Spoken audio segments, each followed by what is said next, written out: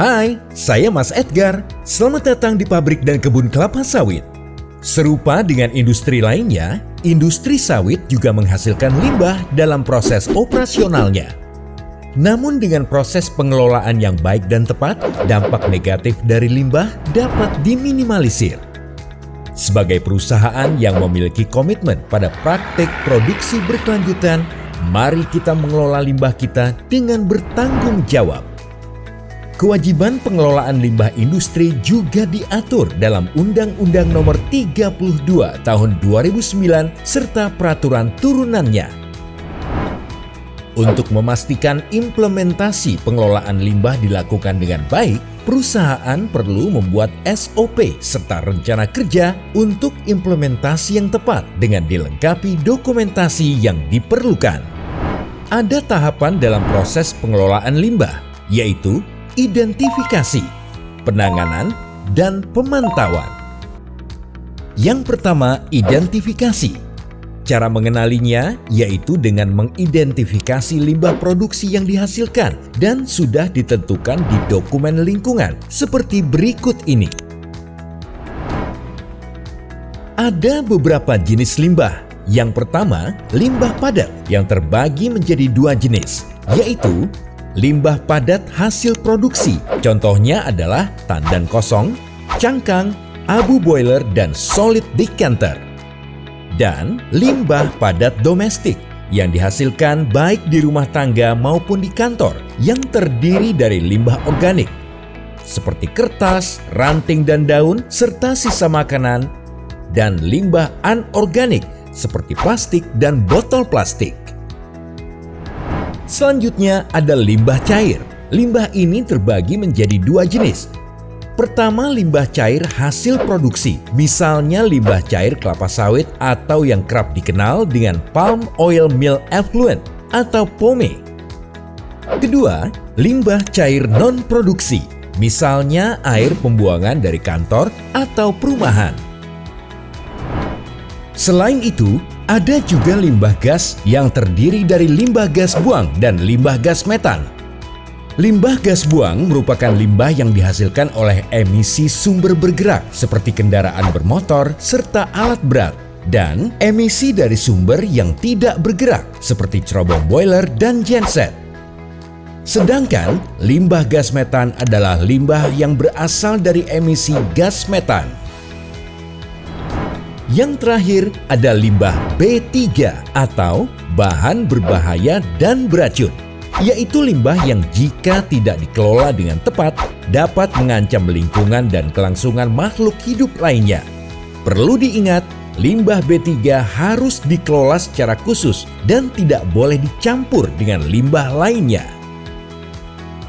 Setelah mengidentifikasi jenis-jenis limbah, kita perlu mengetahui bahwa ada skala prioritas dalam penanganan limbah, yaitu pencegahan atau preventif, 3R, kurangi atau reduce, gunakan kembali atau reuse, daur ulang atau recycle, dan pembuangan atau disposal. Pencegahan atau preventif adalah mencegah timbulnya limbah pada sumbernya. 3R atau reduce, reuse, recycle berarti mengurangi, menggunakan kembali,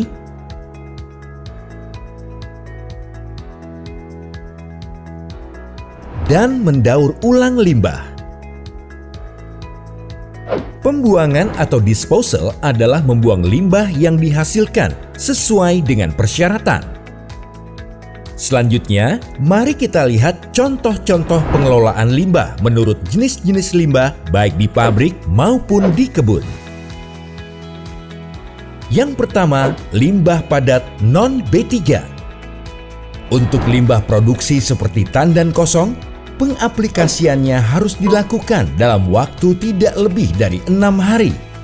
Untuk aplikasi di area tanaman belum menghasilkan, letakkan melingkari pokok sawit dengan jarak kurang lebih 30 cm dari pangkal batang ke arah kanopi. Sedangkan untuk di area tanaman menghasilkan, letakkan di antara pokok atau sepanjang pasar pikul. Kemudian untuk limbah domestik tidak boleh dicampur. Limbah domestik harus dipisahkan sesuai dengan jenisnya, organik atau anorganik. Untuk limbah cair, pengelolaannya disesuaikan dengan peraturan yang berlaku, yaitu dengan cara memisahkan saluran pipa pembuangan limbah POME agar tidak tercampur dengan air hujan. Pastikan bahwa limbah yang dibuang atau dimanfaatkan tidak melebihi ambang batas baku mutu. Untuk emisi gas, pengelolaannya dilakukan dengan melakukan pengecekan rutin untuk memastikan kinerja mesin agar selalu dapat bekerja dengan baik. Yang terakhir adalah limbah B3. Limbah ini memerlukan penanganan khusus karena dapat membahayakan tidak hanya lingkungan tetapi juga karyawan yang sedang bertugas. Oleh karena itu, limbah B3 harus disimpan di dalam tempat khusus yang telah memiliki izin, yang biasa disebut dengan tempat penyimpanan sementara atau TPS limbah B3. Lalu dilakukan pencatatan pada logbook untuk kemudian diserahkan ke pihak ketiga berizin. Dan pastinya dalam setiap proses pengelolaan limbah, baik limbah padat, limbah cair maupun emisi gas, selalu dilakukan dokumentasi pencatatan untuk evaluasi. Seperti contohnya, dokumentasi juga diperlukan ketika melakukan pengamatan untuk memastikan bahwa semua proses terlaksana dan untuk memitigasi risiko yang akan muncul.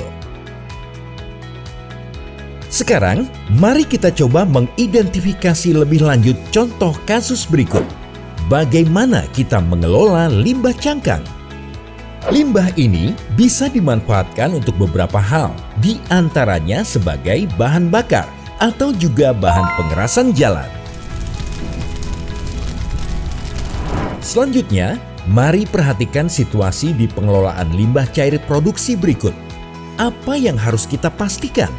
Setelah dilakukan proses di IPAL, baik metan capture maupun kolam terbuka, limbah cair dapat dikelola dengan dua alternatif, yaitu dengan memompa ke areal aplikasi lahan,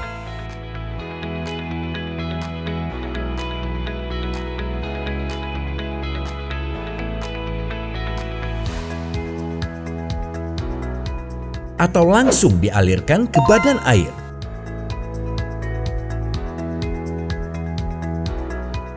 Kedua alternatif pengelolaan tersebut harus memenuhi ambang batas baku mutu. Kemudian apa yang harus kita lakukan jika melihat asap cerobong hitam terus-menerus seperti ini? Kita bisa lakukan hal-hal berikut. Pertama, pengecekan mesin secara berkala. Kemudian pengukuran emisi cerobong sesuai standar baku mutu. Dan perawatan mesin secara berkala. Dan yang terakhir, bagaimana kita menangani limbah medis berikut? Pertama, dikemas tertutup dengan warna kemasan disesuaikan karakteristik limbah B3. Kemudian, simpan di dalam lemari pendingin atau freezer yang dilengkapi dengan simbol dan label LB3 yang berada di TPS LB3 berizin untuk dicatat pada logbook. Dan diserahkan ke pihak ketiga yang memiliki izin untuk mengelola limbah. Ingat, kelola limbah dengan tepat agar terhindar dari sanksi. Untuk informasi lebih lanjut, kita dapat merujuk pada Undang-Undang Nomor 32 Tahun 2009 dan undang-undang terkait lingkungan hidup lainnya beserta peraturan turunannya. Mari kelola limbah kita dengan baik dan benar. Limbah juga dapat memberikan manfaat jika diolah dengan tepat. Lingkungan kerja pun menjadi lebih aman dan nyaman. Jika Anda membutuhkan informasi lebih lanjut, silakan hubungi kami di supplier.support@sinarmas-agri.com. Salam